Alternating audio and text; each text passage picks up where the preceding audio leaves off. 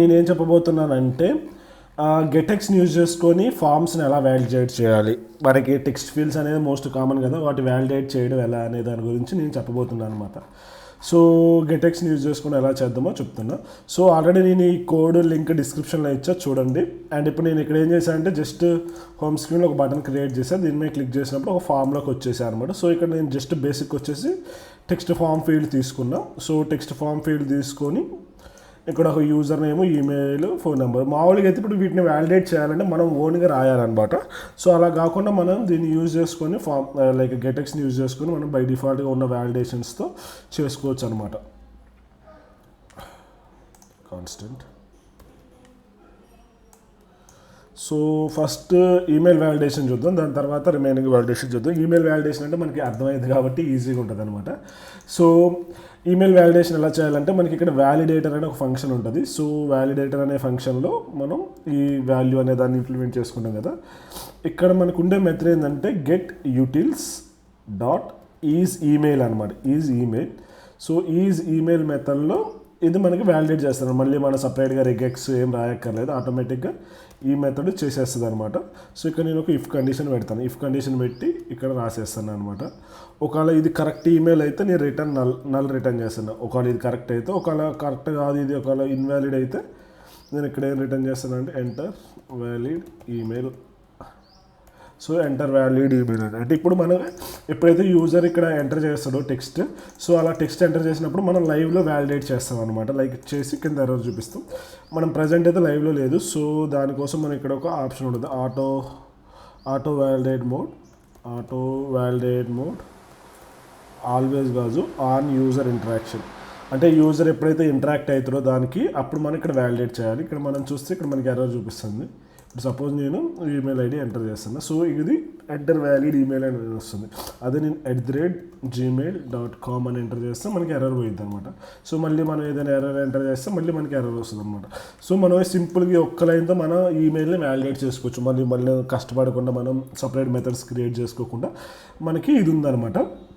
అదేవిధంగా ఇక్కడ మనకి కొన్ని మెథడ్స్ ఉన్నాయన్నమాట. ఇక్కడ మనకి ఏమేమి వ్యాలిడేట్ చేసుకోవడానికి ఉన్నాయంటే ఫోన్ నెంబర్ వ్యాలిడేట్ చేసుకోవచ్చు, యూఆర్ఎల్ వ్యాలిడేట్ చేసుకోవచ్చు, యూజర్ నేమ్ వ్యాలిడేట్ చేసుకోవచ్చు అన్నమాట. సో యూజర్ నేమ్లో ఓన్లీ ఆల్ఫాబెట్ల numbers and dot and underscore వీటిని మాత్రం అలౌ చేస్తారు. ఏ స్పెషల్ సింబల్ని వీటిని అలౌ చేయరు అనమాట.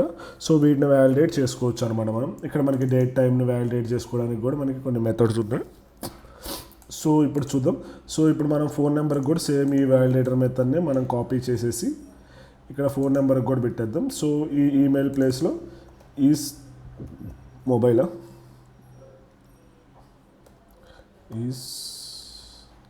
ఈజ్ ఫోన్ నెంబర్ ఉంది కదా. So is enter valid phone number. So enter valid phone number ఉందా. సో ఇక్కడ నేను కరెక్ట్గా ఎంటర్ చేసేస్తున్నా. ఇక్కడ నేను నెంబర్ ఎంటర్ చేస్తున్నా.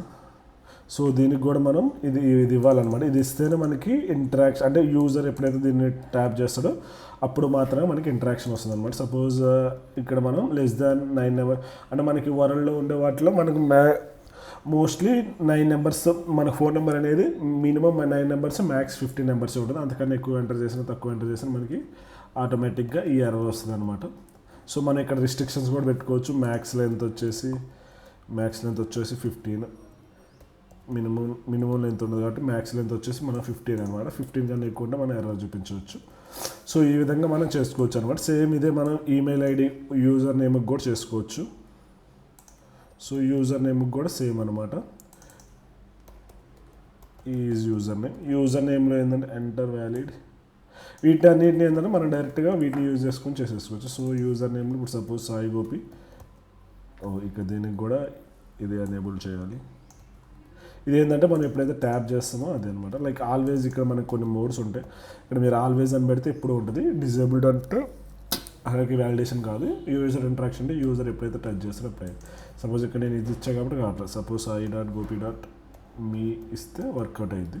అదే అండర్ స్కోర్ ఇచ్చినా వర్కౌట్ అయ్యింది. ఏదైనా స్పెషల్ క్యారెక్టర్ ఇస్తే మళ్ళీ వర్కౌట్ కాదన్నమాట. సో ఈ విధంగా మనం వ్యాలిడేషన్ చేసుకోవచ్చు.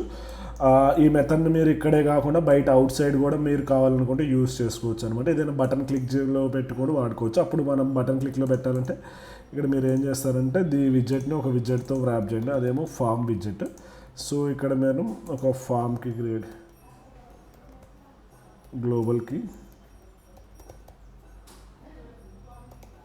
ఫామ్ కీ ఇక్కడ మనం కీ పెట్టుకోవచ్చు. కీ పెట్టేసుకొని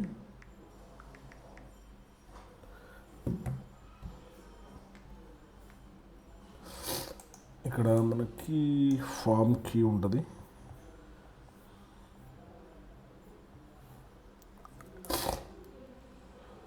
గ్లోబల్ కదా, global not form key, form state.